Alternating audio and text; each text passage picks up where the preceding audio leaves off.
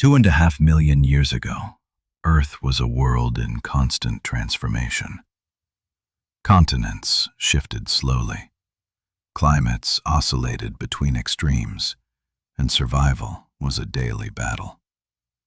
This was the dawn of the Pleistocene epoch, an age defined by ice advancing and retreating, sculpting valleys and mountains, drying rivers, and altering ecosystems forever. In Africa, the cradle of humankind, sweeping savannas stretched further than ever before as forests retreated under a harsher, less predictable climate. It was a land of both opportunity and danger, where life could thrive yet vanish in an instant. Across these landscapes moved herds of giant elephants, ancestors of the modern species but far larger, their tusks sweeping wide like ivory scythes. Giraffes taller than those we know today fed high in the trees. Antelope, zebras, and wildebeest dashed across the open plains, constantly alert to predators. And predators there were many. Saber-toothed cats lurked in the long grasses, their massive fangs capable of piercing flesh in a single strike. Giant hyenas prowled the land, crushing bones with jaws like steel traps. Packs of early wild dogs chased tirelessly until their prey collapsed from exhaustion. This was a violent but magnificent world, and into this arena of hunters and hunted emerged something new. Creatures small, vulnerable, and seemingly unequipped to match the ferocity around them. Yet these beings carried within them a subtle advantage, not of muscle or speed, but of mind. They were the earliest members of the genus Homo, and though fragile, they were destined to change the world forever. Before this moment, the land had been home to the Australopithecines, ape-like creatures who walked upright but lacked the imagination to shape their environment. They survived, but they did not innovate. Homo habilis, appearing around 2.4 million years ago, marked a turning point. Smaller than us, with long arms and ape-like features, their significance lay not in their size, but in their ability to create. They chipped stones into sharp flakes, crafting tools that allowed them to strip flesh quickly and crack bones to reach the nutrient-rich marrow. It was dangerous work, but it opened a door to new energy sources that fueled the growth of their brains and bodies. Theirs was not the life of mighty hunters, but of clever survivors. They watched, they learned, and they exploited niches left open by larger beasts. In this way, they carved out a fragile existence at the very bottom edge of the food chain, slowly climbing upward not through dominance, but through innovation. Yet the earth did not pause for their advancement. The climate shifted again, forests dwindled further, and open plains became the dominant landscape. Food grew scarcer, water sources less reliable. Homo habilis was forced to wander greater distances, to endure harsher environments, and to compete not only with predators but with other emerging hominins. Around 1.9 million years ago, a new species stepped forward, Homo erectus, taller, stronger, and far more advanced. With brains nearly double the size of Homo habilis, they shaped more sophisticated tools, harnessed the power of fire, and began journeys that would take them beyond Africa itself. In almost every way they seemed built to surpass the habilis who came before them. But the story of humankind cannot be told without acknowledging those first tentative steps. Homo habilis did not conquer continents, nor did they master fire. Yet they represented the first spark of human ingenuity, the initial leap from mere survival to problem-solving. They marked the moment when our ancestors began to bend the world, however slightly, to their will. 2.5 million years ago, Africa was not simply a harsh wilderness, it was a crucible. From droughts, predators, and relentless challenges arose the fragile beginnings of what we now call humanity. Homo habilis were not the strongest, nor the most fearsome, but they carried within them the seed of what we are today.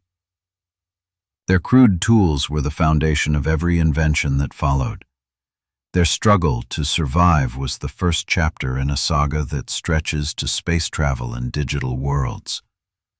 And though time would see them eclipsed by rivals' opportunity, they did not know it then, but they were the pioneers of an epic that would stretch millions of years into the future. Their journey had only just begun. Life for Homo habilis was fragile, precarious, and uncertain. They were not kings of the savannah, not mighty hunters who ruled the land. They lived on the margins, caught between predators far stronger than themselves and the unyielding forces of nature. Yet in those margins, they discovered ways to adapt, to endure, and to survive. Their daily existence was shaped by the rhythm of survival. At dawn, when the first light cut across the grasslands, groups of Homo habilis stirred in the shelter of rocky outcrops or caves. They did not build permanent homes. Instead, they relied on the land for refuge, seeking cracks in cliffs, shallow caves, or clusters of trees to shield them from the elements and the dangers that prowled in the dark. Theirs was a nomadic life, moving frequently as food supplies dwindled and predators drew near. Food defined everything. Unlike predators with claws and fangs, Homo habilis had no natural weapons. Their bodies were small, their arms long, their gait awkward compared to the more upright humans who would follow. They could not bring down large prey on their own, at least not often. Instead, they turned to scavenging, following the trails of vultures circling in the sky, or listening for the distant roars of lions that signaled a kill. When the great predators left behind scraps of meat, Homo habilis darted in with their precious tools. Those tools were their greatest advantage. The Oldowan industry, named after the Olduvai Gorge where many of these tools were found, represented humanity's first technological revolution. At its heart it was simple. A rounded stone struck against another to create sharp flakes. But from that simplicity came power. With a flake of stone, Homo habilis could cut flesh from bone faster than scavenger birds. With a heavier core, they could smash bones to reach the rich marrow inside. This shift opened access to nutrients that had been locked away from their ancestors, fueling bigger brains and more resilient bodies. The Oldowan toolkit was not uniform. Different stones were shaped for different purposes. Some flakes— It was the meat from larger animals, even if scavenged, that gave Homo habilis an evolutionary edge.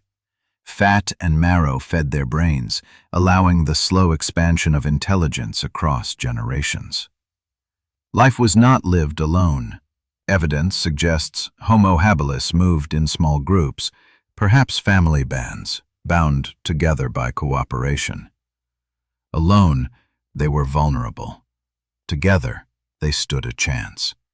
They likely shared food within the group, dividing scraps of meat or fruits gathered from the forest.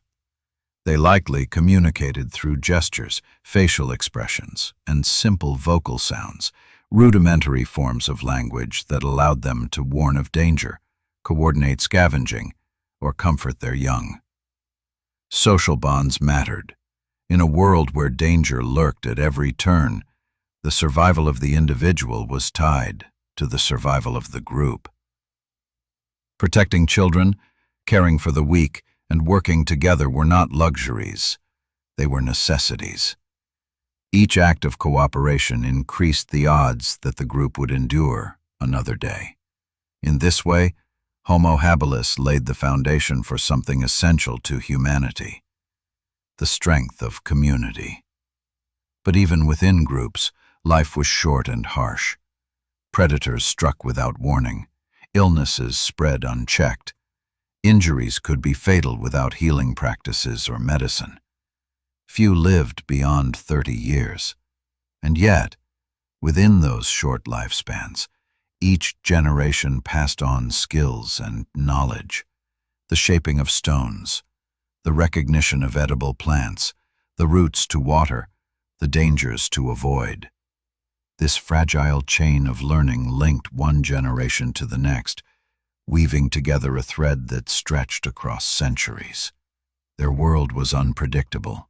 Seasons shifted, rains failed, and herds migrated. A lush valley one year could be barren the next. Adaptation was not a choice, but a requirement. Homo habilis learned to move, to abandon old shelters, to follow the cycles of nature wherever they led.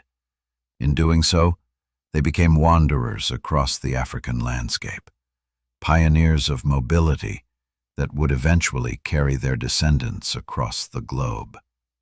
Despite their challenges, there were moments of triumph. Each successful scavenging, each shelter found, each newborn that survived infancy was a victory against humanity. Began not with dominance, but with fragility, with risk, and with determination. They endured, and in enduring, they took the first step on the long road to us. Theirs was a story of survival, not of glory, but in survival lay the seeds of everything to come. Homo habilis lit the first spark of humanity, and though their flame would eventually fade, the fire they began still burns in us today. The life of Homo habilis was a constant negotiation with danger, a delicate balance between hunger and survival. Each day began with uncertainty, for nothing was guaranteed in the harsh African plains 2 million years ago. They awoke with the rising sun, not in villages or permanent shelters, but in temporary refuges, shallow caves, clusters of rocks, or dense thickets that gave some protection from the cold night and the predators that prowled in the darkness. They were wanderers, moving as food sources shifted and as threats drew too near. Their mornings were filled with urgent tasks. The first priority was often water, for without it, survival was measured in days rather than weeks. Streams and rivers provided not only water but also places where animals gathered, offering opportunities for food. Yet such locations were double-edged, for predators too stalked the watering holes. A single trip for water could end in ambush by crocodiles lurking beneath the surface or lions lying in wait. Vigilance was constant. Eyes and ears had to remain sharp, and cooperation within the group was vital. Once water was secured, the search for food dominated the day. Fruits, berries, and nuts were among the most reliable sources. Women and younger members of the group may have spent hours foraging, moving from tree to tree, scanning for ripeness, avoiding poisonous varieties. Roots and tubers required digging, often with sharpened sticks, and carried the reward of calories buried beneath the earth. Small prey such as birds, reptiles, and rodents could be caught if opportunity arose. Insects, grubs, termites, and beetles were eaten without hesitation, providing protein when larger meals were scarce. But the true prize, the resource that set Homo habilis apart, was meat. Not because they were powerful hunters capable of felling large beasts, but because their intelligence allowed them to access what others could not. They watched the skies for vultures circling, a sign that a kill had been made. They listened for the distant roars of lions or the crack of bones under hyena jaws. When the predators moved on, leaving scraps of flesh behind, Homo habilis moved in quickly. With their sharp stone flakes, they sliced the remaining meat from bones faster. Communication. They coordinated enough to survive in a world stacked against them. Their social structures were likely simple but significant. Small groups of perhaps a dozen individuals moved together, bound by kinship. Elders, though rare in a world where life was short, carried knowledge of roots, food sources, and dangers. Mothers nurtured young who depended on them for many years, for even in these early times, human offspring were among the most helpless in the animal kingdom. This long dependency may have been a burden, but it also encouraged deeper bonds, ensuring that groups invested in the survival of their young. Danger never disappeared. At night, fires were not yet theirs to command, so darkness brought fear. They huddled together in silence, listening to the roars and growls that echoed across the plains. Many nights ended in terror when predators found their hiding places. A careless choice of shelter, a baby's cry, or the scent of food could invite catastrophe. It was in these moments that Homo habilis learned the value of watchfulness, of cooperation, and of adapting quickly to mistakes. Despite the constant threat, their days were also filled with moments of resilience and small triumphs. The discovery of a tree heavy with fruit, the successful breaking of a bone to reveal its marrow, the safe crossing of a river, all of these victories reinforced their survival. Over time, patterns formed, traditions developed, and knowledge was passed on. Young members watched adults strike stones together, memorized which berries to avoid, and learned which paths led to water. Nothing was written, but everything was remembered, carried in the minds of each generation, and handed forward through demonstration and imitation. This passing of knowledge was itself revolutionary. It meant that Homo habilis was not starting over with each generation. They built upon the lessons of their ancestors, however fragile those lessons might be. Every stone tool made, every food source discovered, every danger recognized added to the collective memory of the group. Slowly, imperceptibly, these memories laid the groundwork for the culture and intelligence of all future humans. Life for Homo habilis was not glorious, but it was deeply significant. It showed that survival was not only a matter of strength, the foundation of humanity's story. The world of Homo habilis changed forever with the creation of stone tools. Long before fire was mastered, before language was born, before the great migrations that would carry their descendants across the earth, there was stone. It was the first true technology, and it marked the beginning of humankind's long and unbroken relationship with invention. The Oldowan industry, as archaeologists would one day call it, was simple in appearance, yet revolutionary in impact. At its core lay the principle of transformation, taking a raw stone and reshaping it into something purposeful. The act itself required thought, foresight, and a vision of what could be. A rounded cobble, when struck with precision, yielded sharp flakes. These flakes were not random shards, but intentional tools, edges that could slice, scrape, and cut. The parent stone, now scarred with marks, became a core that could also be wielded as a hammer. For the first time, humanity altered the natural world in a deliberate and lasting way. This was no longer instinctive use of sticks or bones picked up by chance.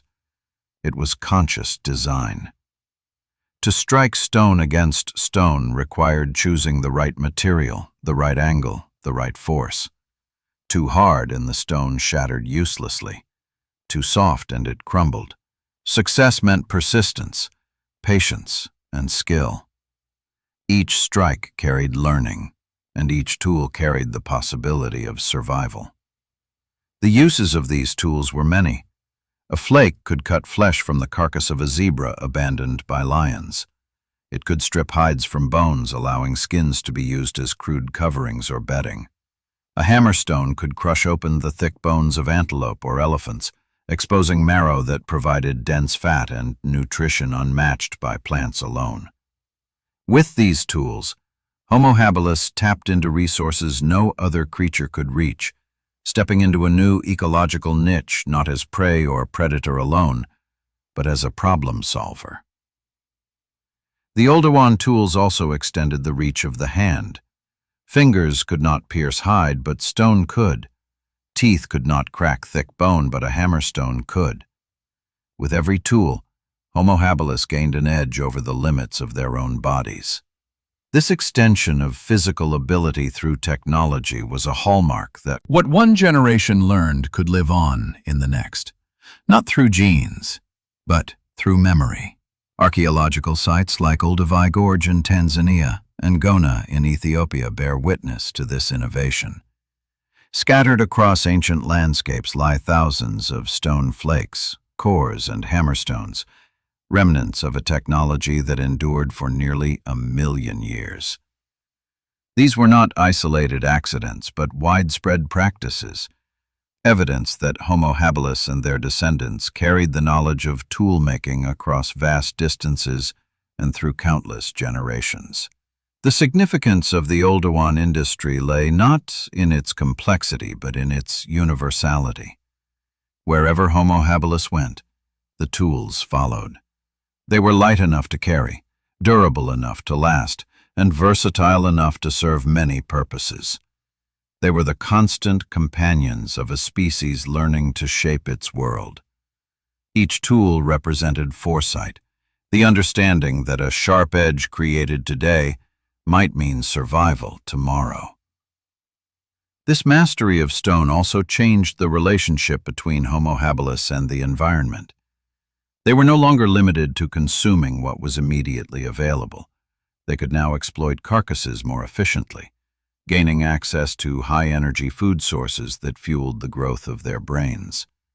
This feedback loop, tools enabling richer diets supporting larger brains enabling better tools, became one of the driving engines of human evolution. And yet, the tools were more than just instruments of survival. They marked the birth of imagination. To look at a river cobble and see not a rock but a blade, to envision potential in raw material, was a leap no other animal had taken. Chimpanzees could use sticks to fish for termites, but they did not transform sticks into something new. Birds could drop shells on stones to crack them, but they did not reshape the stones themselves. Homo habilis alone crossed the threshold into purposeful creation. This leap carried consequences that echoed through time. Technology became part of identity. It became a signature of humanity. The chipped flakes of the Oldowan were crude by later standards, but they were enough to set Homo habilis apart from every other creature that walked the earth. They were the beginning of a path that would lead, step by step, make them masters of the earth. Their lives remained short, their existence fragile, yet it gave them a foothold. It showed that survival could be won not by force alone, but by thought. It lit the spark of invention, a spark that would never be extinguished. And so, the story of humanity began not with kings or conquerors, but with small bands of fragile beings on the African savanna, striking stone against stone, and seeing in those sparks the possibility of survival. Theirs was the first technology, the first revolution, the first moment when humans began to rise above the limits of nature. It was the dawn of invention, and it changed everything. Nearly 2 million years ago, in the shifting landscapes of Africa, a new figure appeared on the stage of evolution. Taller, stronger, and more advanced than Homo habilis, they carried within them the promise of transformation. They were Homo erectus, the upright human, and their arrival marked one of the greatest turning points in the story of humankind. The world they inherited was unforgiving. Africa's climate was in constant flux, swinging between droughts that dried rivers into dust and floods that carved new channels through the land. Forests continued to shrink, replaced by vast stretches of savanna that demanded stamina and resilience. Predators still ruled the plains, and food was never certain. Yet into this landscape, Homo erectus emerged, not merely to endure but to expand, to spread, and to reshape the destiny of our lineage. The first impression of Homo erectus was their size. Unlike the smaller, more ape-like Habilis, Erectus stood taller and straighter, with longer legs built for endurance.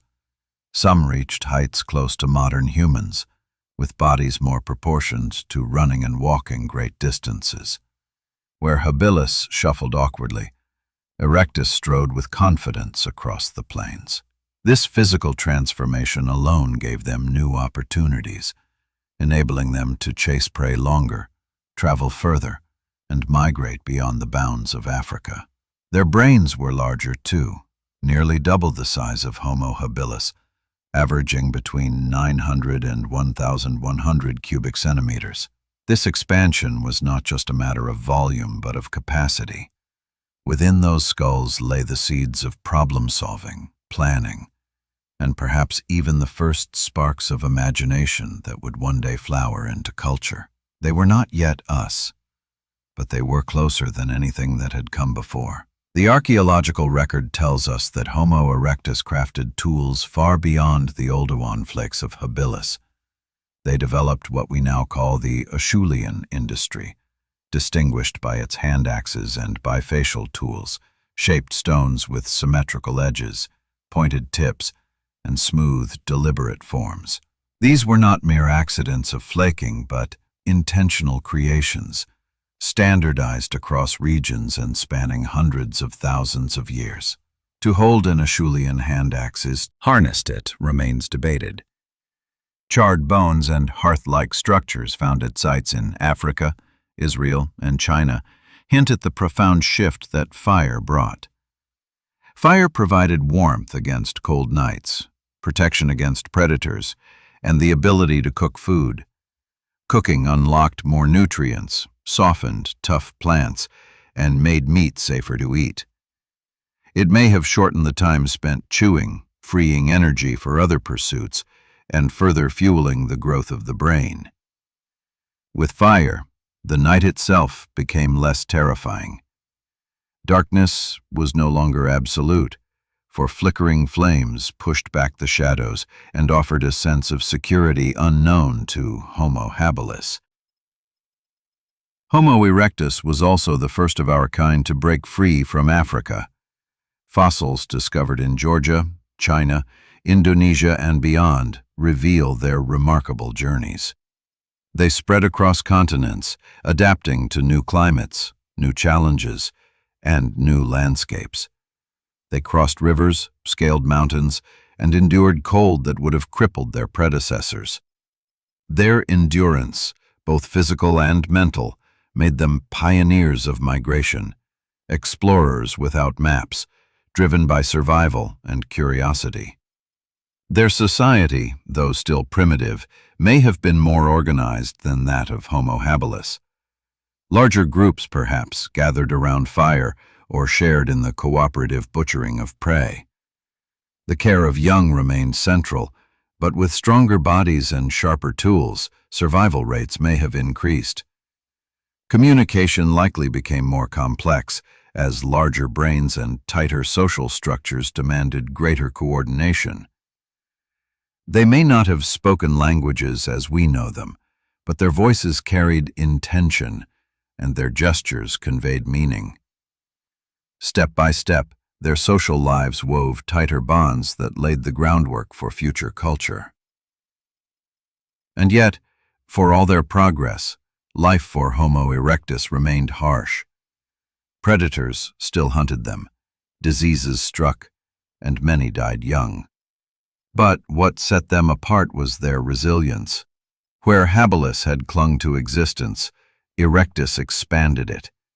Where Habilis had survived in niches, Erectus conquered vast terrains. They endured for nearly 2 million years, longer than any other species of human, leaving behind a legacy that stretched across continents. Humanity's destiny took shape, setting us on a path from savannas to cities, from hand axes to history. As the Pleistocene world continued to change, as climates shifted and landscapes evolved, Homo erectus stood tall, unbowed by the challenges of nature. They were no longer fragile wanderers, but true pioneers, carrying the spark of humanity further than it had ever gone before. And though they too would one day vanish, their legacy endured, written in every tool, every fire, every journey taken by those who came after. Among all the gifts that Homo erectus brought into the story of humankind, two stand above the rest: the Acheulean hand axe and the control of fire. Together, they transformed not only how our ancestors survived, but how they imagined the world. They were not just survival tools, they were symbols of a new way of living, a great leap forward that distinguished Erectus from all who came before. The Acheulean industry was unlike anything seen in earlier times. Where Homo habilis had produced crude flakes, Homo erectus created symmetry. Their hand axes, shaped with care on both sides, revealed minds capable of envisioning a form before it existed. This was a step into abstraction. It meant that these early humans could hold an image in their minds and bring it forth into reality through deliberate effort. No other creature had ever done such a thing. These hand axes were versatile instruments. With sharp edges, they sliced meat and plant fibers. With pointed tips, they pierced hides and dug into the ground for roots. With weight and balance, they became effective hammers for cracking bones or shaping wood. They were not disposable fragments, but durable tools, often kept and carried over long distances. The very idea of carrying a tool suggested foresight, the understanding that it might be needed later. This was planning, a distinctly human trait, and it separated Homo erectus from their ancestors who lived moment by moment. The spread of Acheulean technology was astonishing. From Africa to the Middle East, from Europe to Asia, identical hand axes have been found, spanning nearly 1 million years of history. This consistency speaks of more than mere chance. Impact was the same, a revolution in survival. With fire, the night lost its terror. No longer were the hours of darkness surrendered entirely to predators. The glow of flames created a boundary, a circle of safety where groups could huddle together. The crackling light warded off lions, hyenas, and saber-toothed cats. For the first time, humans could extend their days into the night, gathering around firelight to share food, strengthen bonds, and perhaps even tell the first stories through gesture and sound. Cooking was another revolution. Raw meat carried dangers, parasites, and toughness that made it difficult to consume. Fire transformed it.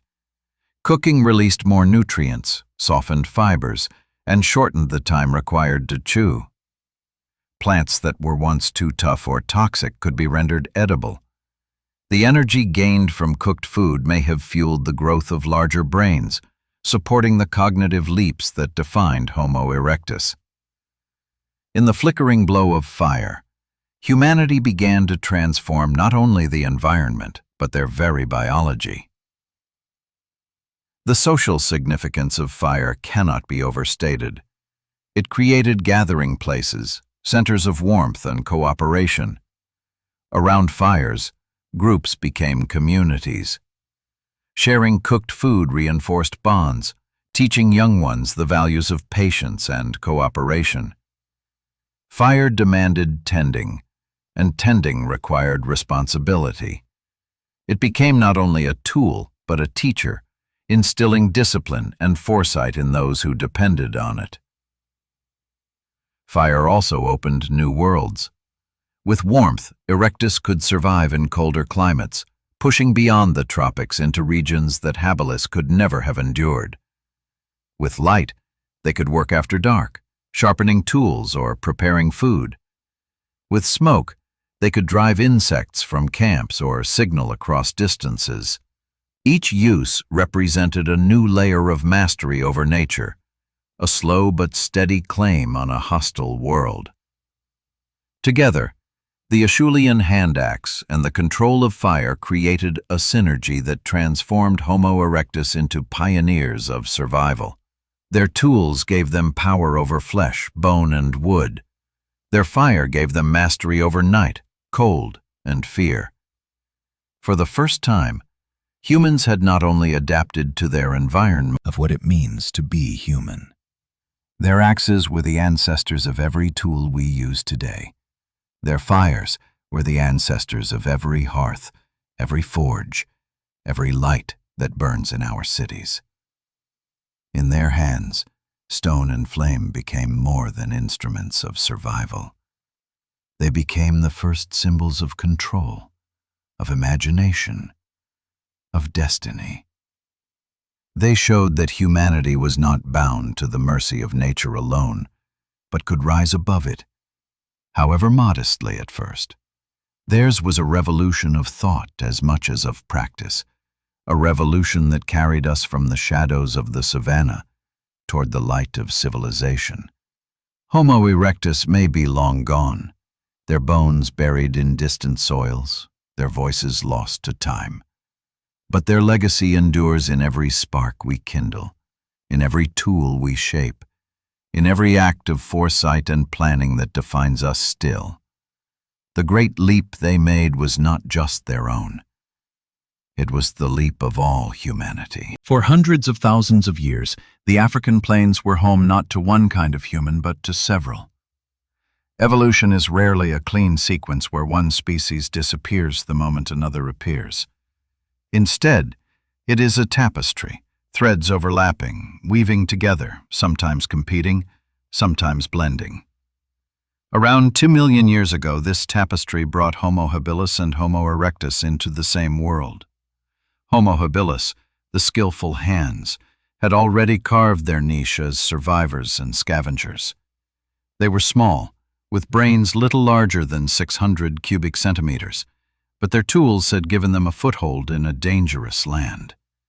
For nearly 500,000 years, they had clung to life on the margins of Africa's savannas, crafting oldowan flakes, scavenging the kills of great predators, and gathering plants from the forest edges. Then came Homo erectus, taller, stronger, faster, with brains nearly twice the size. They were built not merely to endure, but to expand. Their Acheulean tools were sharper, more versatile, more deliberate. They may have wielded fire. They certainly traveled farther, and they carried within them the promise of dominance.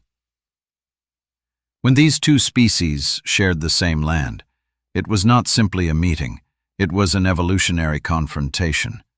The encounters between Habilis and Erectus were likely subtle at first. Africa was vast, and groups of hominins were small and scattered. Perhaps, for long stretches of time, they never crossed paths. But eventually, their territories overlapped, near rivers, around watering holes, in hunting grounds where resources were richest. In those moments, competition became unavoidable. Food was the most immediate conflict. Both species sought meat, marrow, fruits, and tubers. Both depended on tools to access resources others could not. But Erectus had sharper axes and stronger bodies, allowing them to butcher faster, carry further, and perhaps even defend their kills against scavengers and rivals. Where Habilis had thrived by darting in after predators had left, Erectus may have been bold enough to drive others away. Slowly, the balance tilted. Water, too, was a source of rivalry. In dry seasons, rivers shrank, and the watering holes became crowded with life, lions, and skill. This mental edge likely translated into survival strategies that Habilis could not match. And yet, The meeting of Habilis and Erectus was not simply a story of replacement. It was a moment of overlap, a shared stage where two different humans coexisted, however briefly, in the same African landscapes. Imagine a river valley where Habilis bands scavenged along the edges while Erectus groups hunted further upstream. Imagine the watchful glances exchanged when trails crossed, the tension in the air when two groups met near a carcass. Did they see one another as competitors, as threats, or simply as other creatures of the savanna? We cannot know, but the fossils and tools they left behind remind us that their worlds touched. The evidence of this coexistence lies in places like Kubifora in Kenya and Olduvai Gorge in Tanzania, where remains of Habilis and Erectus have been found in layers close together in time. These sites reveal a period where two human species walked the same ground, shaped the same stones, and fought the same battles for survival. It was a fragile balance, destined not to last, but long enough to mark an important chapter in evolution. For Homo habilis, the rise of Erectus was a shadow that grew longer with each generation. Their niche, once secure, began to shrink. The scraps of meat they had relied upon were now contested by stronger rivals.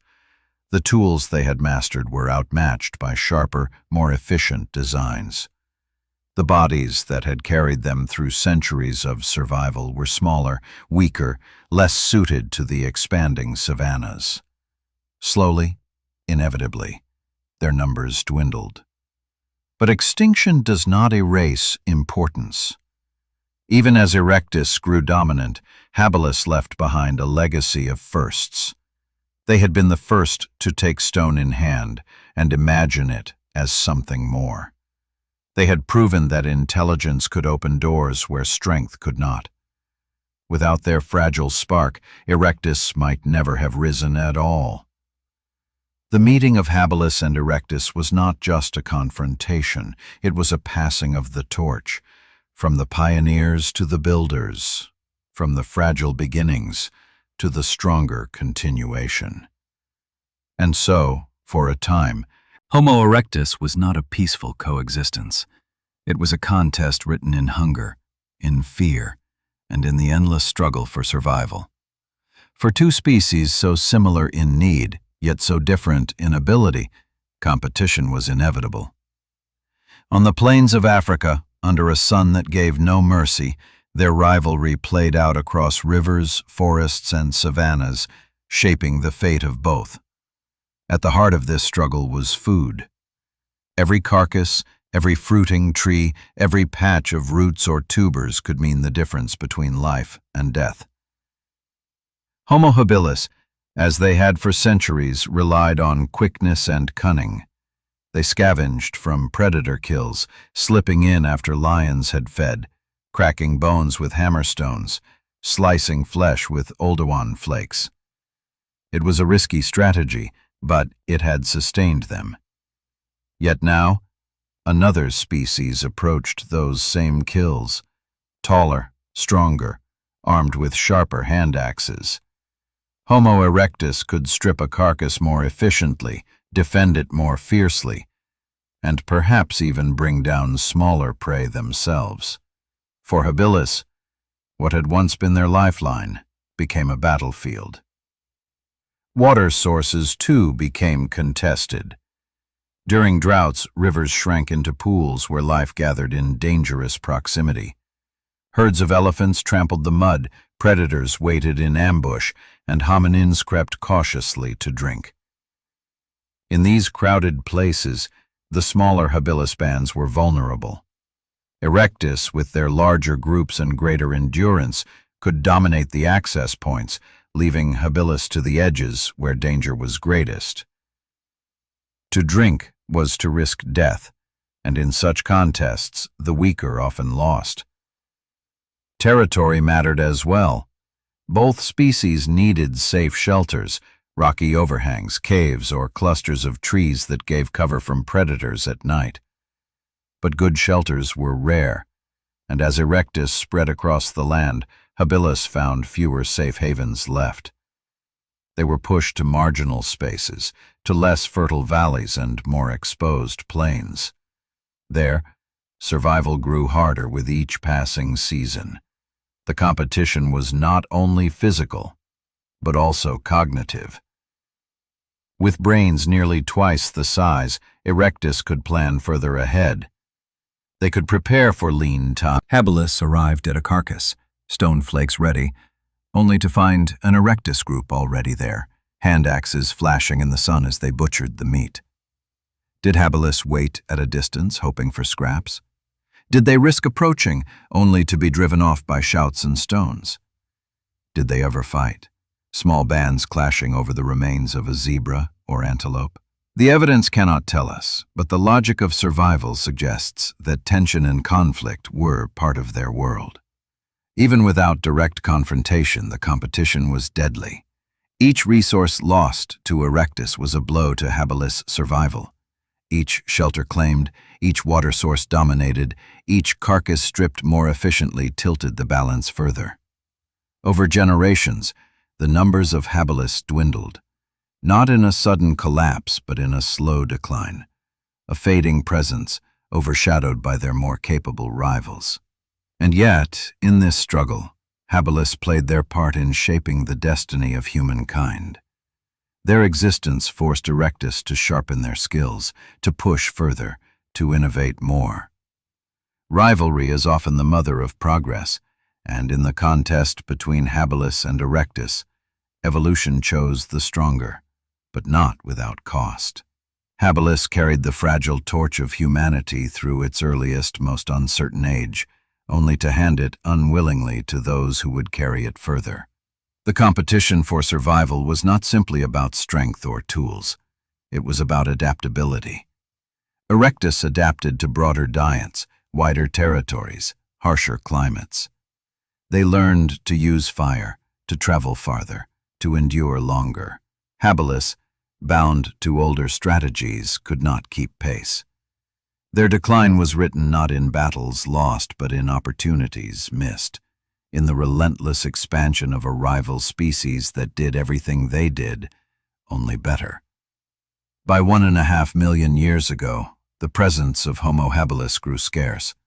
Fossils became fewer, tools less common. Their time was ending, though their influence endured. Homo erectus remained, spreading out of Africa, carrying with them the legacy of the first toolmakers, the memory of the ones who came before. The habilis line ended, but their spark lived on in every hand axe, every fire, every step that carried humanity forward. The unbroken story of what it means to be human. The brain of Homo habilis was small compared to ours, yet it was large enough to change everything. At roughly 600 cubic centimeters, it was barely half the size of a modern human's brain. But compared to their Australopithecine ancestors, it represented a leap forward, a step into a new realm of possibility. In the folds and ridges of that modest organ lay the fragile beginnings of thought, planning, and imagination. It was not the brain of a beast, but the first brain we might call human. The growth of the Homo habilis brain was fueled in part by their diet. The marrow and fat they scavenged from bones, the proteins from meat, and the variety of fruits and roots they consumed gave them energy-rich nutrition. This energy supported neural expansion, allowing new connections to form, new capacities to emerge. For the first time, survival was not only about muscle or instinct, it was about cognition. With every meal of marrow, with every cut of flesh from a scavenged carcass, their brains were fed and their minds grew sharper. But what did those minds hold? They were not philosophers or poets. Their thoughts were shaped by immediate needs: food, water, shelter, safety. Yet within those basic concerns lay sparks of something greater. To craft a stone tool required memory, the ability to recall which rocks worked best, Which strikes produced sharp edges, which angles broke a stone cleanly. It required foresight, the understanding that a tool made today could be useful tomorrow. And it required imagination, the mental leap to see in a rounded cobble the potential for a blade. These were not simple instincts, but the beginnings of higher thought. Each flake struck from a stone was more than a shard. It was evidence of a mind stepping beyond the present moment. For Homo habilis, the world was no longer just what was, but what could be. That shift, subtle yet profound, was the foundation upon which all of human culture would be built. Their brains also enabled more complex social lives. Living in groups demanded awareness of others, recognition of bonds, and cooperation in shared tasks. A Homo habilis individual could not survive alone for long. They depended on the group for protection, for memory, and shared understanding. In this way, the habilis brain nurtured the first forms of social intelligence, the awareness that survival depended not only on self, but on others. The structure of their brains, revealed by endocasts, natural molds formed inside fossilized skulls, suggests expansion in areas related to planning and tool use. The frontal lobes, though smaller than ours, were more developed than those of earlier hominins. This growth hinted at the dawning of executive function, the ability to organize actions toward goals. It was not abstract thought on the scale of mathematics or art, but it was the mental architecture from which those later capacities would grow. Emotion, too, played a role. The bonds within groups, the care for young, the grief at loss. These emotions left no fossils, but their presence can be inferred. Raising helpless infants required nurturing. Protecting one another from predators required loyalty. Passing knowledge through demonstration required patience. These were not cold calculations, but warm attachments, born of a mind that could feel as well as think. And yet, for all their progress, the habilis brain remained limited. Their tools, though revolutionary, remained simple flakes and cores. They did not create standardized designs, nor did they refine their technology as Erectus would. Their communication remained restricted, unable to carry the full weight of complex ideas. Their imaginations could see tools in stones, but not yet stories in the stars. They had taken the first step, but the path ahead was long. Still, the significance of that step cannot be overstated. The habilis brain was the first to expand beyond the boundaries of survival into the realm of creativity. It was the first to imagine solutions, the first to plan ahead, the first to turn raw matter into something new. It was, in essence, the first human brain. As we look back across the gulf of time, it is tempting to judge Homo habilis by what they lacked. They lacked fire, they lacked language, they lacked the grandeur of later humans. But to do so is to miss their true importance. They were the pioneers, the experiment, the fragile spark. Skulls, the architecture for a new kind of thought. Their minds were not yet the minds of modern humans, but they were powerful enough to transform how life was lived, how survival was won, and how the human story unfolded. The expansion of the Erectus brain was not just a matter of size. It was about function.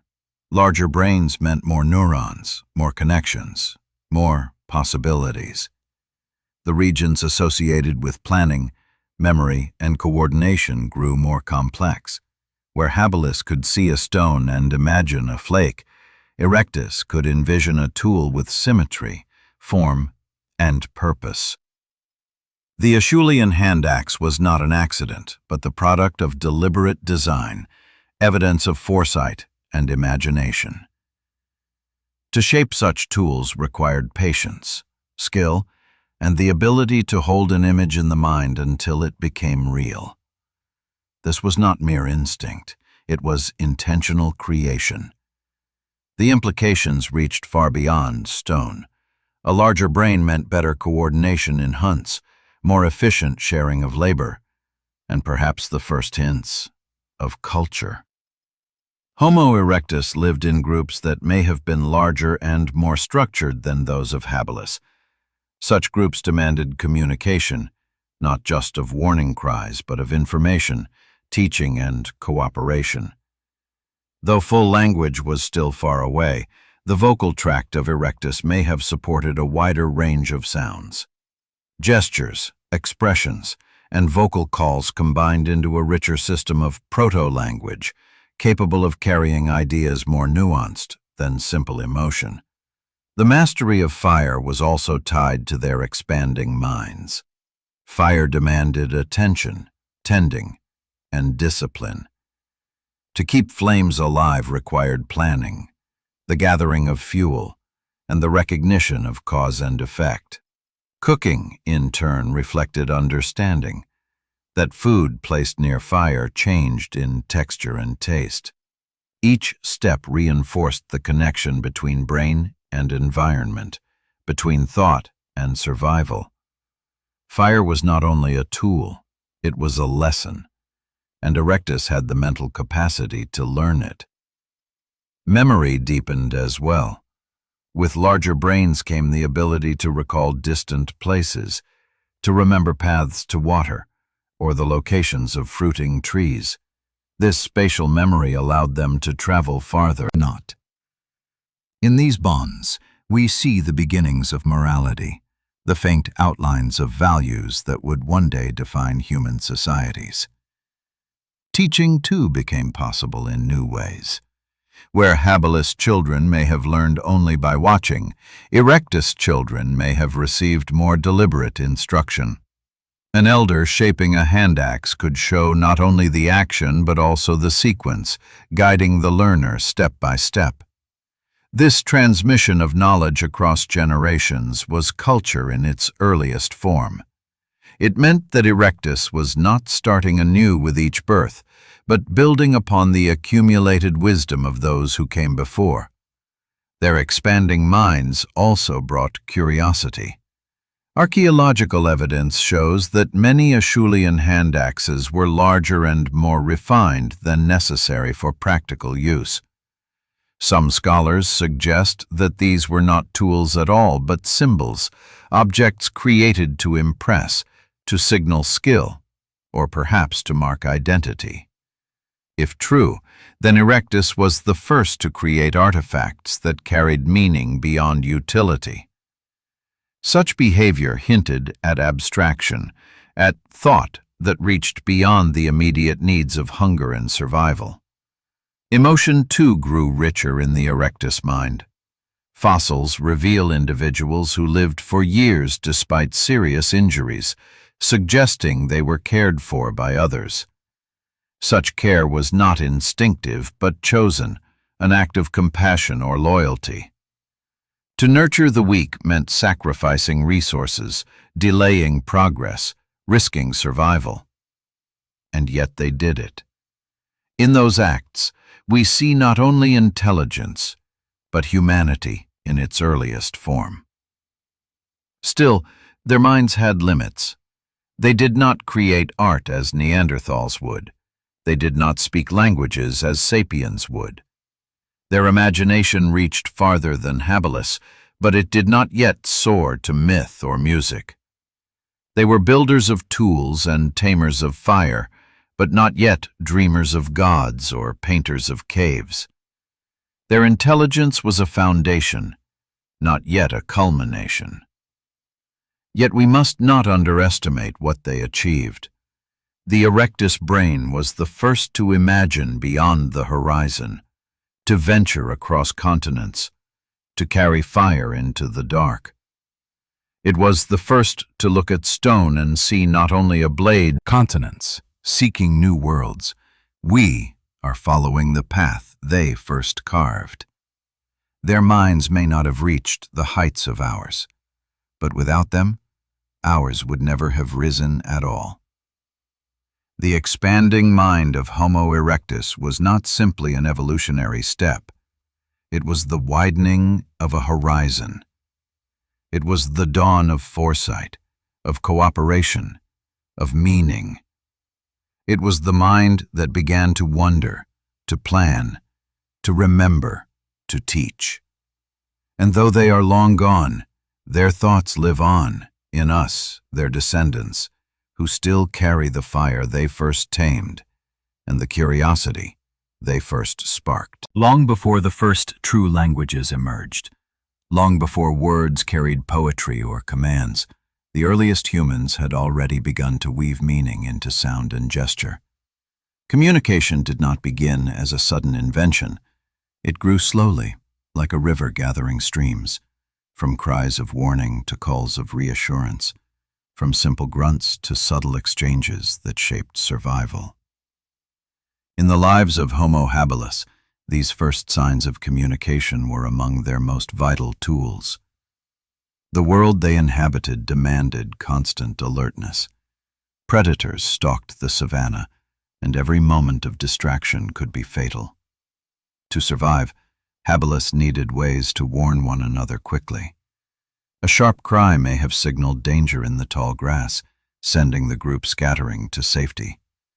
A low grunt might have indicated the approach of scavengers or rival bands. These sounds were not words, but they carried meaning, immediate and clear, born of necessity. Gestures, too, played their part. A raised arm could point to water in the distance. A wave of the hand could direct attention to a fruiting tree. A sharp movement could signal retreat, while a beckoning motion could summon others to share in a meal.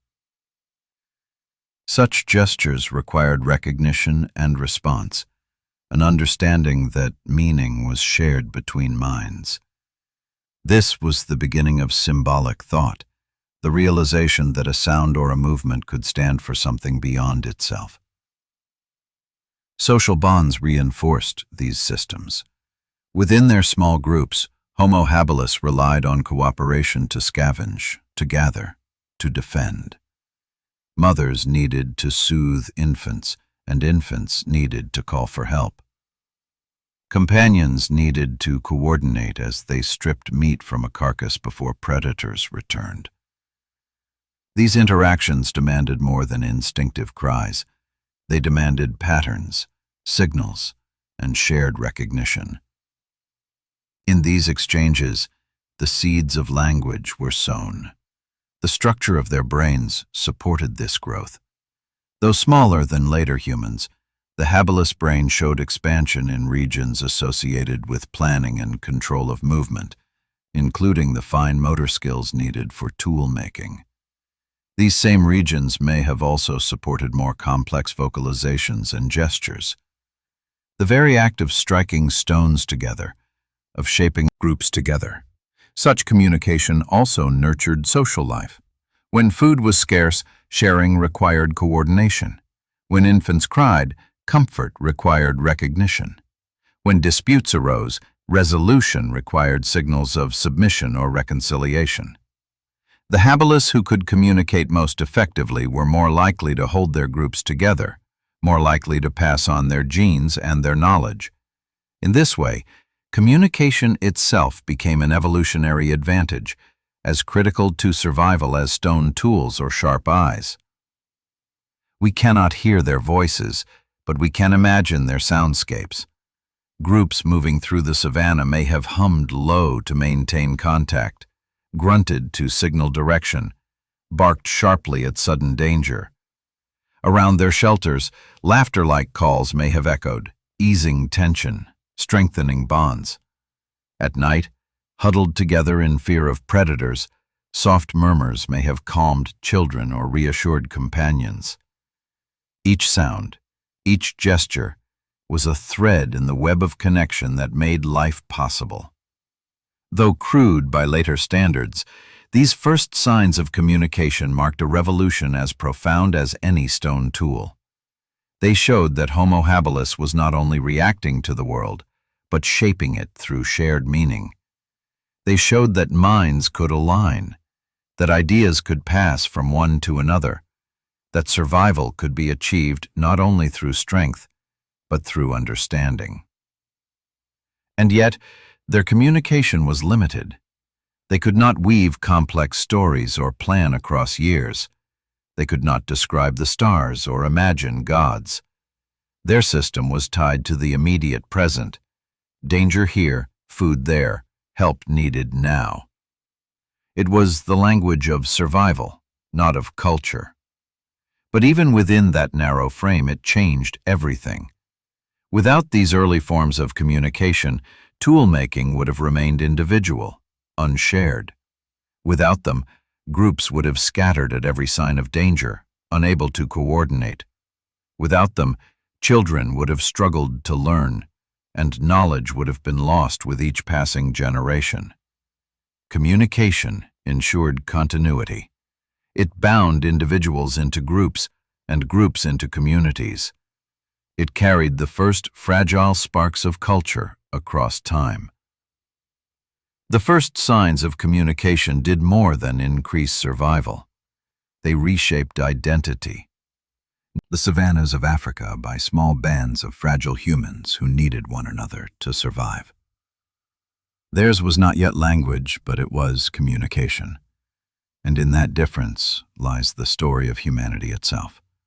The story of how meaning grew step by step, from survival to song, from signals to speech, from the cries of Habilis to the voices of the modern world.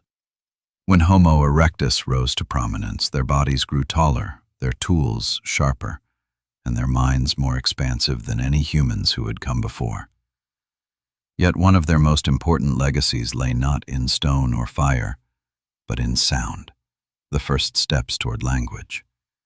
They were the pioneers of communication beyond mere survival cries, the ones who shaped the raw sounds of the savanna into a proto-language that hinted at the voices of the future.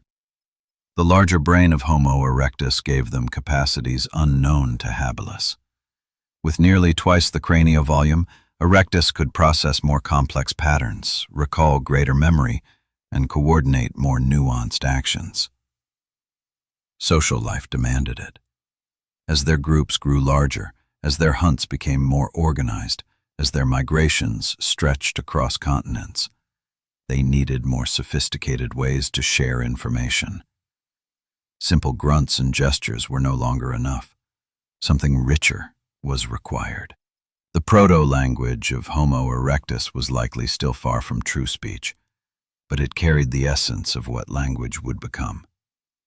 Sounds became varied, with different tones and rhythms signaling distinct meanings. A sharp bark might warn of predators. A rising call might summon attention. A rhythmic chant might coordinate movement during a hunt. Gestures reinforced the sounds. A pointed finger, a sweep of the arm, a tilt of the head. Together, these systems created a tapestry of communication that allowed groups to function as more than scattered individuals. The evidence lies not in written records, but in fossils and artifacts. The shape of the Erectus skull suggests that their vocal tract could produce a wider range of sounds than Habilis. Their expanding brains, particularly the regions associated with planning and coordination, indicate the possibility of complex vocal control. Their Acheulean tools, crafted with precision and symmetry, imply teaching and learning, processes made easier by communication more advanced. Warnings, but also strategies, plans, and shared goals. Imagine a hunting party of Erectus moving across the plains. One signals with a sound and a gesture to drive the herd left. Another responds with a different call, warning of danger on the right. Their cries echo back and forth, carrying meaning across distance. The group moves as one, coordinated not by instinct alone but by a shared code of communication. Such moments were the crucibles in which proto-language grew strong, tested by the demands of survival. The social life of Erectus also nurtured these beginnings. Around their fires at night, they likely exchanged not only food but also sounds of comfort, reassurance, and bonding. Murmurs soothed infants, Laughter like calls eased tension. Rhythmic chants strengthened unity. These sounds carried emotional weight, binding groups together. Communication was no longer only about survival. It was about belonging. In those shared voices, the first echoes of culture could be heard. Over generations, this proto-language may have grown more structured. Certain sounds may have become associated with specific objects or actions. A call for water, a call for meat, a call for danger. Gestures reinforced these associations, creating the first shared vocabulary. Though far from grammar or syntax, this system represented an extraordinary leap. It meant that meaning was no longer bound only to the present moment. It could be recalled, anticipated, and planned. It was the dawn of symbolic thought expressed in sound. The power of proto-language was immense. It allowed Erectus to transmit knowledge more effectively, ensuring that each generation inherited not only genes, but wisdom. It strengthened cooperation, making hunts more successful and defense more effective. It deepened social bonds, creating groups that could endure hardship together. And it prepared the way for all future languages, laying the groundwork for the stories, songs, and sciences that would one day define humanity. Yet their voices were still limited. They could not weave complex narratives, nor discuss abstract ideas. Their proto-language was tied to the tangible, the immediate, the necessary. It was the language of survival and cooperation. For nearly 2 million years, Homo erectus carried this gift across continents. They did not paint caves or carve symbols, but they carried in their throats and minds the seeds of speech. When we speak today, when we share stories or whisper comfort, we are continuing what they began. Their proto-language was fragile, imperfect, and limited, but it was enough to bridge the gap between thought and sound, between one mind and another.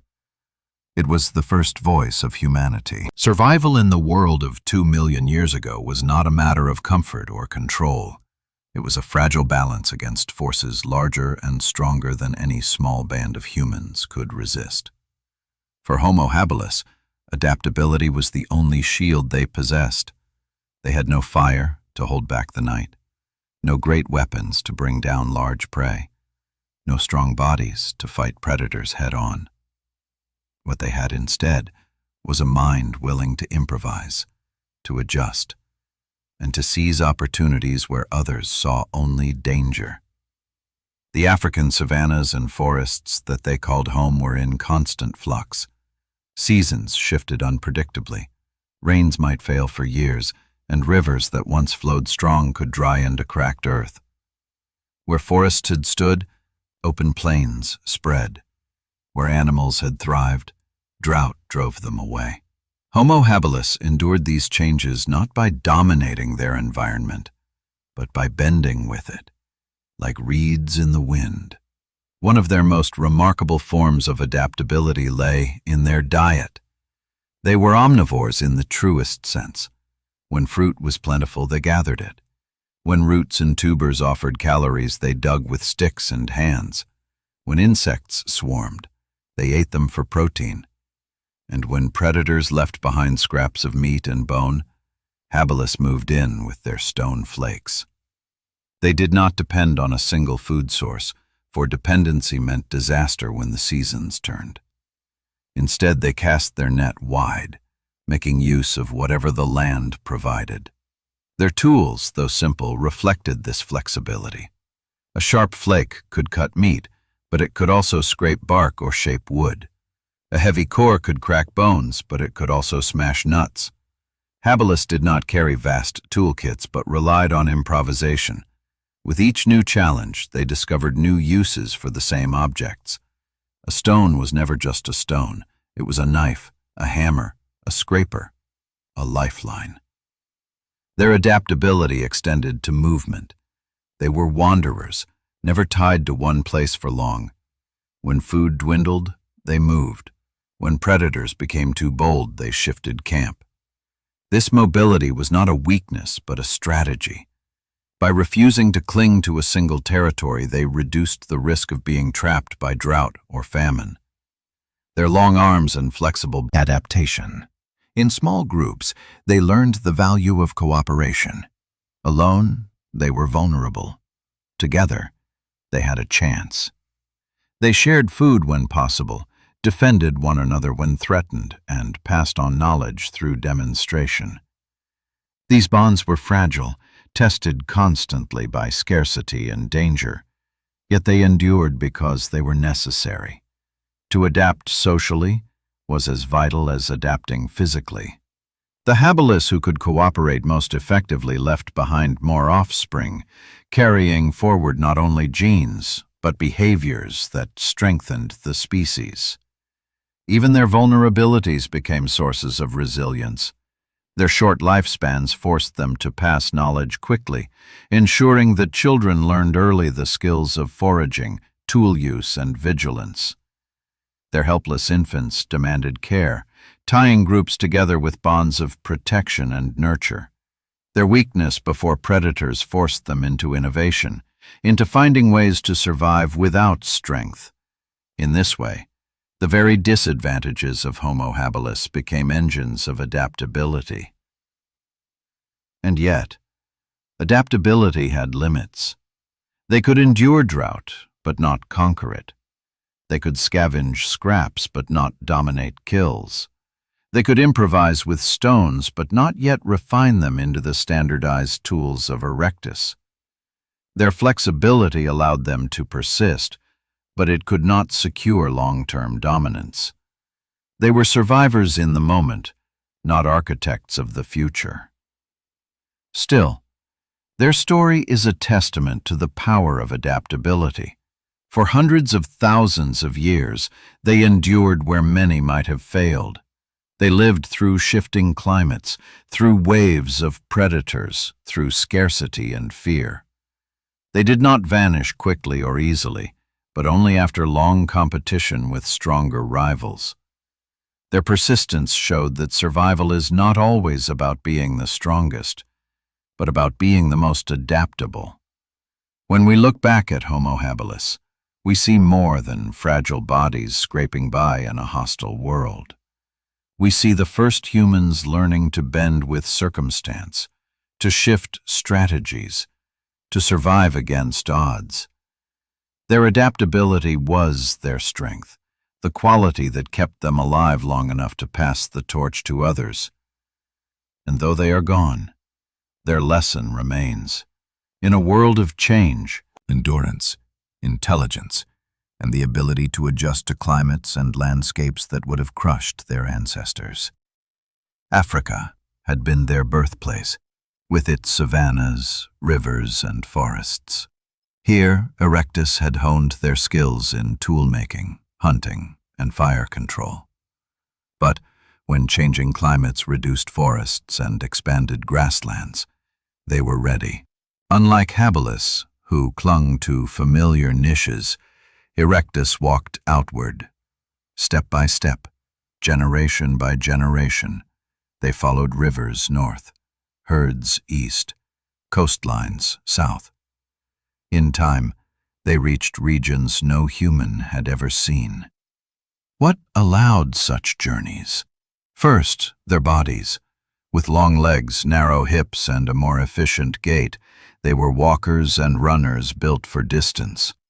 They could travel farther each day than Habilis ever could, enduring long treks across open land. This physical resilience gave them the freedom to move beyond familiar territories and to explore new horizons.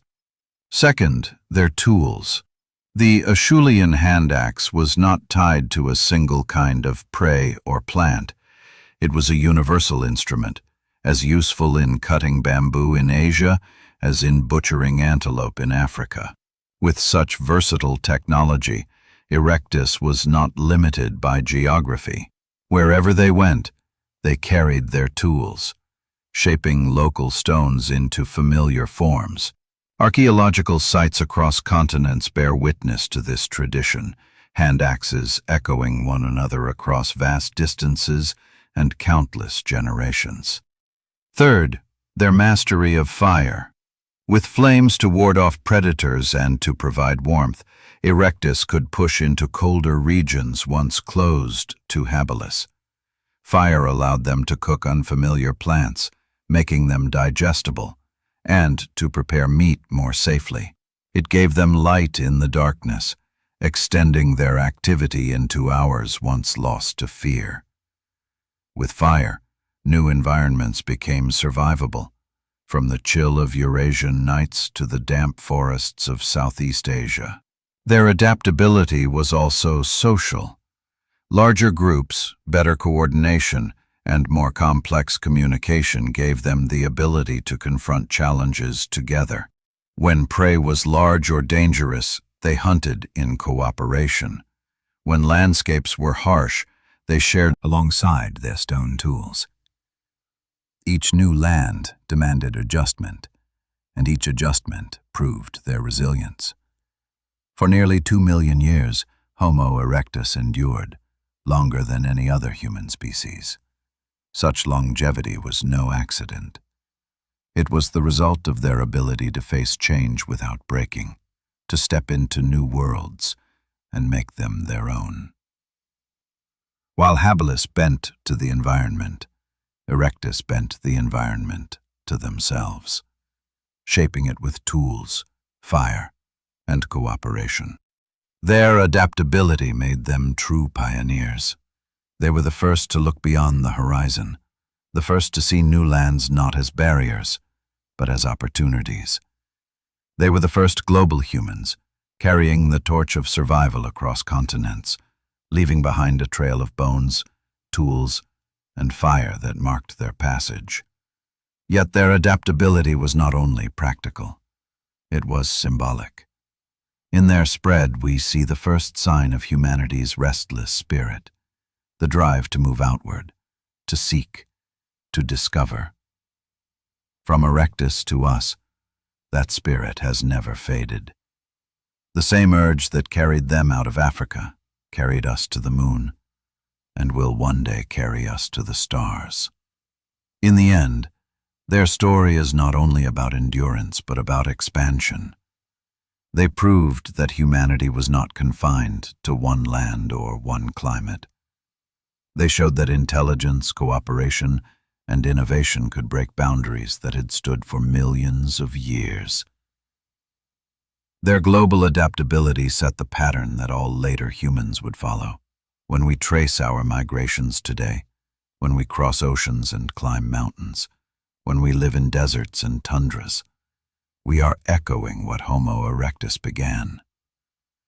They were the first to prove that the human story would not be limited by geography, that our destiny was to move outward, always outward, into the unknown. Homo erectus did not only survive, they thrived across worlds, and in their adaptability, they wrote the next chapter of what it means to be human. For Homo habilis, every day was a battle. They did not live in a world they controlled, nor one in which they stood secure. They lived in a world that pressed them from all sides, predators stalking from the grass, larger hominins competing for resources, and a climate that shifted without warning. Their survival was not guaranteed. It was a fragile achievement, won anew with each sunrise, lost too often before the next. The predators of Africa were merciless. Lions hunted in prides, faster and stronger than any band of Habilis could resist. Hyenas roamed in packs, capable of stealing not only carcasses but lives. Saber-toothed cats lurked in shadows, their fangs cutting down prey in a single strike. Crocodiles waited at the water's edge, unseen until it was too late. Even birds of prey circled overhead, their shadows falling across the savanna as reminders that danger came from every direction. Against these enemies, Habilis had no claws, no fangs, no speed, Their only weapons were stone flakes, sharp but small, and the fragile unity of their groups. Hunger was another relentless enemy.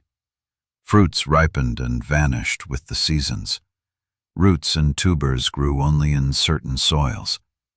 Herds of grazing animals migrated across vast distances, often leaving valleys empty for months. Droughts turned rivers into dust and grasslands into wastelands. When food was plentiful, Habilis could gather enough to feed their groups. But in lean times, starvation loomed. Many young and weak likely perished, their bodies left behind as silent testimony to the harshness of their world. Competition with other hominins deepened the struggle. As Homo erectus spread across the plains, their taller bodies, sharper tools, and stronger groups claimed more of the resources. A carcass that once might have fed Habilis now vanished under the skilled hands of Erectus hunters. Waterholes became contested spaces, where the smaller Habilis bands had little chance of standing their ground. Each encounter with Erectus tilted the balance further, pressing Habilis into narrower and harsher niches. Even within their own groups, survival was fragile. Infants were helpless for years, demanding constant care. Mothers learned to cooperate as tightly as necessity demanded. One stood watch while others fed. One soothed a crying infant while the rest foraged. When danger approached, they scattered together, calling and gesturing to regroup when the threat had passed. These bonds, fragile though they were, kept them alive. Alone, a Habilis was prey. Together, they were survivors. The struggle also shaped their minds. Every choice carried weight. To approach a carcass was to risk predators. To linger at a waterhole was to invite ambush. To move too soon was to abandon resources. To move too late was to face starvation. Each decision demanded judgment, foresight, and courage. The brain of Homo habilis grew in this crucible, shaped by the constant pressure of survival. Their intelligence was not abstract but practical, born of necessity, sharpened by fear, tested every day by life and death. In their world, there was little room for error. A single mistake could wipe out a family band. But error also taught, and those who learned passed their knowledge forward. A child who watched an elder crack a bone remembered how. A youth who saw which berries brought sickness avoided them. A band that found shelter in a cave remembered its location for the next season. These small lessons, accumulated over generations, formed the fragile thread of continuity that carried Habilis through the centuries. Still, their existence was always precarious. Unlike Erectus, who expanded across continents, Habilis remained confined to Africa, their small bodies tied to the land of their birth. Unlike later humans, they did not innovate beyond simple tools, nor did they master fire. They lived close to the edge of survival, never far from hunger, never safe from predators. Their struggle was constant, their victories temporary, their lives short. And yet, this struggle was not meaningless. It was the crucible in which humanity was tested, the proving ground where intelligence first proved its worth. The very fact that Habilis endured as long as they did, against so many threats, speaks to their resilience. They were not conquerors, but they were survivors. And in surviving, they kept alive the fragile spark of humanity that went into dominance. The first challenge was the same one faced by all humans before them: predators. Lions, saber-toothed cats, hyenas, and crocodiles prowled the lands they crossed. But Erectus stood taller, carried sturdier bones, and wielded better tools. An Acheulean hand axe, gripped tightly in calloused hands, could slash more effectively than the crude flakes of Habilis. Fire, once mastered, became a shield that predators feared. Around flames at night, Erectus found a circle of safety, a place where their children could sleep while shadows prowled beyond.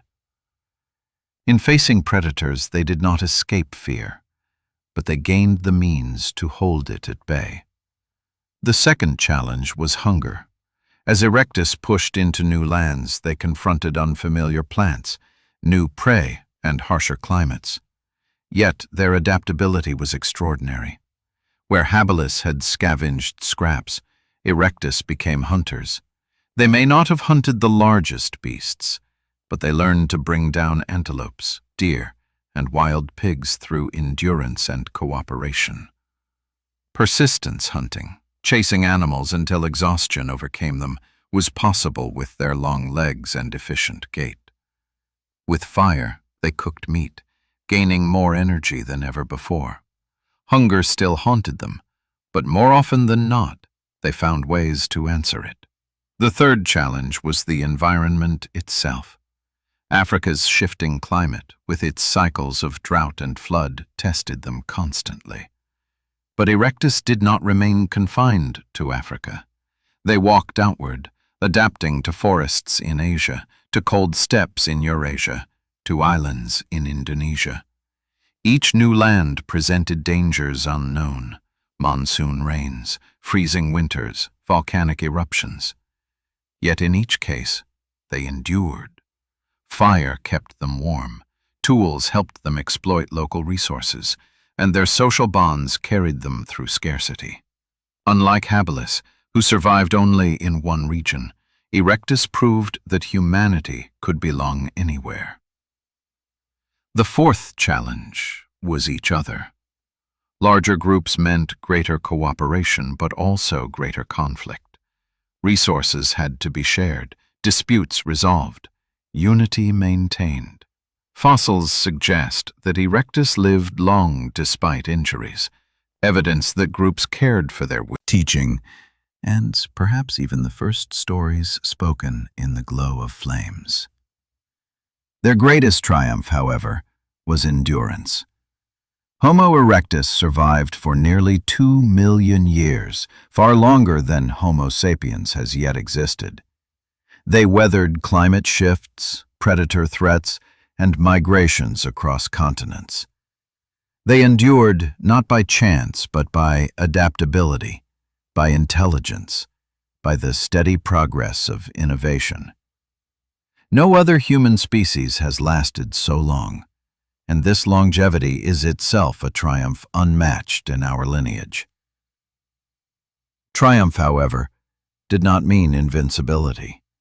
They still faced death at every turn. Droughts still starved them. Predators still claimed the careless. Illness still spread unchecked. But each time, they endured long enough to recover, to adapt, to continue.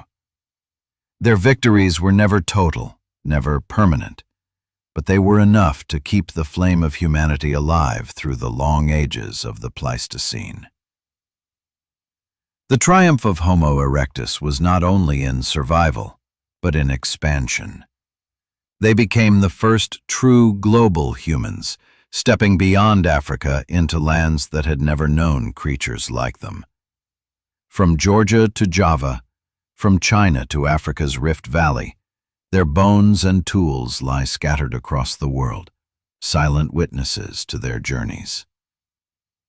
This expansion was not the mark of conquest, but of persistence, of restless movement outward, of an unspoken belief that the world was theirs to explore. When we speak of their triumphs today, it is easy to see them only as precursors, as a bridge to modern humans. But in truth, their achievements stand on their own.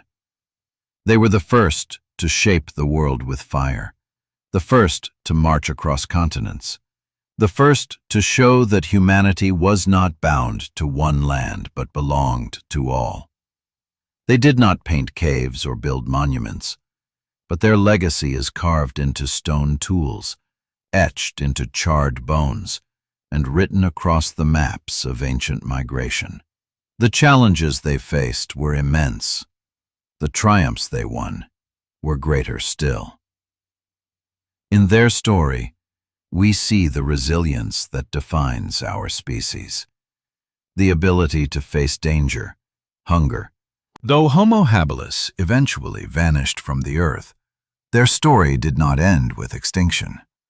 Their true legacy lay not in how long they endured, but in what they began. They were the first to step beyond instinct, the first to strike stone against stone and see a tool where once there was only a rock. They were fragile, often overshadowed by the larger and stronger Homo erectus, yet the spark they carried lit the path for all humanity. The tools of Homo habilis were simple flakes and cores, yet they were revolutionary. Before them, no creature had systematically reshaped the raw world into instruments of survival. With those sharp-edged stones, habilis carved meat from bone, cracked open marrow, and scraped bark from wood. In those actions lay the birth of technology, a legacy that would grow unbroken from crude flakes to satellites orbiting the Earth. Every hammer, every knife, every machine is an echo of that first strike of stone. Their brains, small by modern standards, marked the beginning of intellectual expansion. At around 600 cubic centimeters, they were not philosophers or inventors, but they were thinkers in a new sense. They remembered which stones worked best. They planned for the needs of tomorrow. They passed knowledge from one generation to the next. This continuity of learning was itself a legacy, the realization that survival could be improved not only through instinct, but through memory and teaching.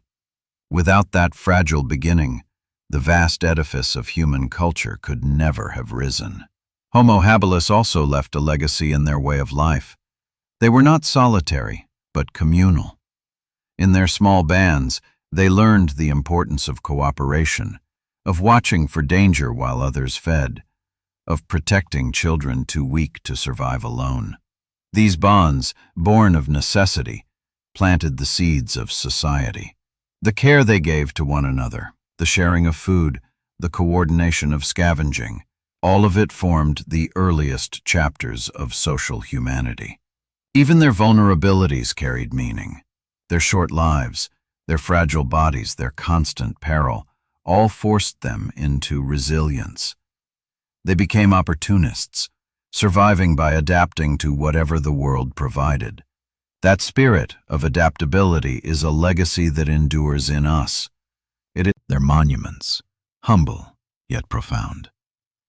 They did not build temples or carve statues, but in those simple artifacts lies their enduring mark. To study them is to see the dawn of humanity, the first hesitant outlines of what would one day become civilizations.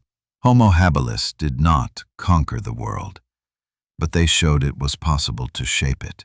They did not master fire, but they taught us that mastery was within reach. They did not speak in words, but they began the journey toward language. Each of these beginnings was a legacy greater than any monument of stone or empire of kings. It was the inheritance of possibility, carried forward by every human who came after. When Homo erectus rose and spread across continents, they carried with them not only their own strength, but the lessons inherited from Habilis. The hand axe was the child of the Oldowan flake. The fire, tended by Erectus, was foreshadowed by Habilis curiosity. The voices that grew into proto-language began as Habilis cries and gestures. Even as Habilis disappeared, their fingerprints remained on every achievement of their successors. In the grand story of evolution, Homo habilis may seem like a brief chapter, but without them, the story could not have been written at all. They were the first humans, the pioneers of thought and tool, the fragile spark in the darkness of prehistory. Their legacy is us. Every word we speak, every tool we shape, every society we build. And so, though their bones lie silent and their voices are gone, the memory of Homo habilis endures.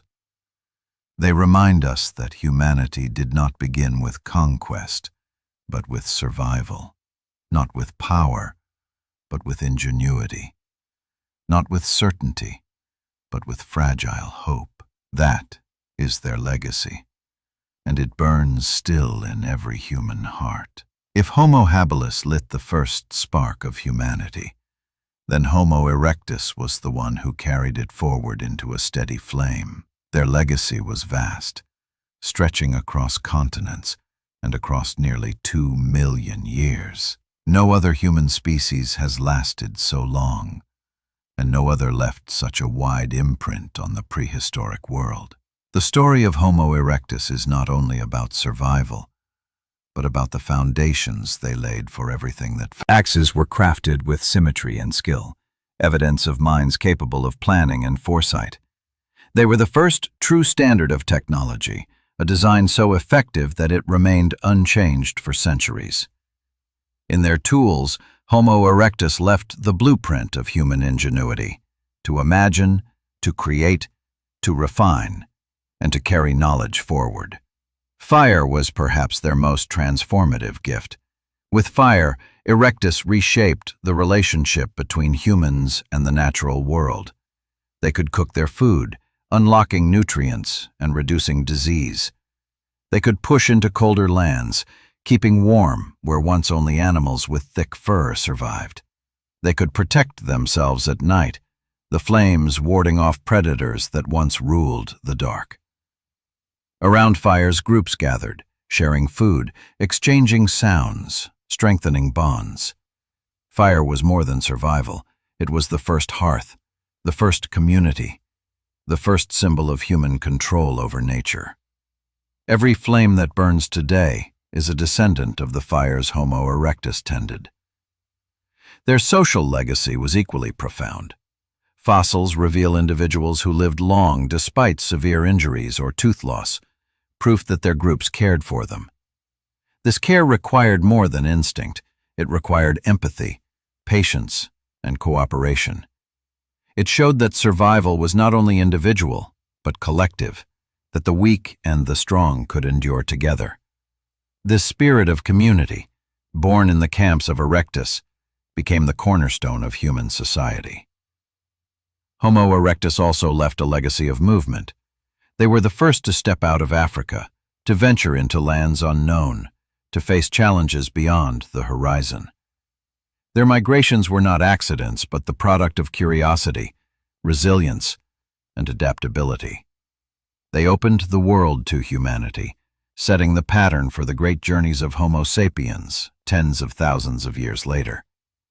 The wanderlust that drives humans to explore oceans, skies, and even space can trace its roots back to the first footsteps of Erectus beyond their homeland. Some scholars argue that Homo erectus also left behind the first hints of culture. Among their tools, some hand axes appear larger or more refined than necessary, perhaps serving as displays of skill or symbols of identity. If so, these artifacts represent the earliest glimmers of abstract torch passed to new species that carried their lessons forward. When we look at Homo erectus, we must resist the temptation to see them only as a bridge to us. They were not merely a step along the path, they were a summit in their own time. Their achievements were remarkable, their survival unparalleled, their influence eternal. Without them, there would be no Neanderthals, no sapiens, no civilizations. Their legacy is written in every fire we light, every tool we shape, every journey we take. They remind us that humanity is not defined only by what we are now, but by what we have inherited. Our endurance, our creativity, our community, our curiosity, these are gifts from Homo erectus. They may be gone, their bones buried in distant lands, their voices lost forever, but their legacy endures. It lives in us, in every human who still carries the flame they first tamed, the tools they first shaped, the paths they first walked.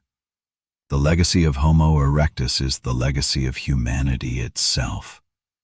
To adapt, to endure, to create, and to move ever outward into the unknown. The story of Homo habilis and Homo erectus is not only the tale of two species, it is the story of a beginning. In their fragile sparks of intelligence, in their crude tools and flickering fires, we see the dawn of what we now call humanity. Long before writing, long before art, long before cities rose on riverbanks, these early humans lived and died in landscapes wild and unforgiving. And yet, within their survival lay the first outlines of who we are. The dawn of humanity was not a sudden sunrise, but a slow brightening. For millions of years, our ancestors had lived much as animals did, reacting to instinct, shaped by muscle and tooth. With Homo habilis, the first change appeared. They took stone in hand and struck it with purpose, imagining what was not yet there. It was a small act, but it set them apart from every creature before them. To make a tool was to look into the future, to prepare for what had not yet come. That act of imagination was the first glimmer of humanity. With Homo erectus, the glimmer grew brighter. Their bodies stood taller, their brains grew larger, and their tools became more refined. They mastered fire, the element that no beast had ever controlled, and turned it into warmth, safety, and nourishment. They walked beyond the cradle of Africa, carrying their fire and tools into distant lands. They became the first global humans, spreading across continents with a confidence born of adaptability. Their journey was not just survival, it was expansion, exploration, the first hint of destiny. The dawn of humanity was also the dawn of society. In habilis groups we see the beginnings of cooperation, shared food, shared danger, shared care for young. In erectus communities, we see the deepening of these bonds, injured individuals living on because others tended to them, fires kept alive by watchful hands, hunts coordinated through gesture and call. Alone they were weak, together they were strong. From this truth arose the foundation of all human civilization, that our strength lies not in the individual, but in the group. It was also the dawn of communication. Survivors. They became communities, bound not only by need, but by meaning. But dawn is never without shadows. The lives of habilis and erectus were harsh, their survival always fragile. Predators stalked them, hunger pursued them, sickness claimed them. Many died young, their bones scattered in caves and riverbeds. Their triumphs were never secure, their existence never guaranteed. And yet, in their endurance, humanity was tested and proven. The dawn of humanity was forged not in ease but in struggle. The legacies of Habilis and Erectus remind us that humanity did not begin in glory. It began in small victories, in fragile sparks, in steps so uncertain they might have faltered at any moment. It began with hands striking stone, with eyes watching fire, with feet walking into the unknown. It began with beings who did not know what they were becoming, yet who carried within them the future of our kind. When we call their time the dawn of humanity, we honor not only what they achieved, but what they made possible. Without Habilis, there would have been no tools, no first leap into imagination. Without Erectus, there would have been no fire, no expansion, no foundation for the world we now inhabit. Together, they formed the threshold of humankind, the fragile light before the day. And so, the dawn of humanity is not only a moment in the past, it is a reminder. A reminder that our story began not with certainty but with risk, not with strength but with resilience. It is a reminder that everything we are, our languages, our cities, our dreams, stands upon the shoulders of small, fragile beings who dared to adapt, to create, to endure. Their world has vanished, their bones lie silent, but their dawn still shines in us. The story of Homo habilis and Homo erectus does not end with their disappearance. Their legacies stretched forward, shaping the rise of other humans and ultimately, us. They were not failures erased by evolution, but stepping stones, essential chapters in the long book of our becoming. The path toward modern humans was not straight, not simple, but it was paved by the lives and struggles of those who came before. It real. They crossed rivers, mountains, and seas, proving that humanity was not confined but destined to spread. They laid the foundations of endurance, curiosity, and resilience that would carry their descendants across the earth. From these beginnings, the path led onward. Other humans rose. Homo heidelbergensis, who hunted with wooden spears. Neanderthals, who painted caves and buried their dead. Denisovans, who spread across Asia. And finally, Homo sapiens, our own species, whose capacity for art, language, and culture transformed the world. Each inherited the lessons of Habilis and Erectus. Each carried forward the torch of humanity, adding new chapters to the story begun in the savannas of Africa. The path was not smooth. Many branches ended.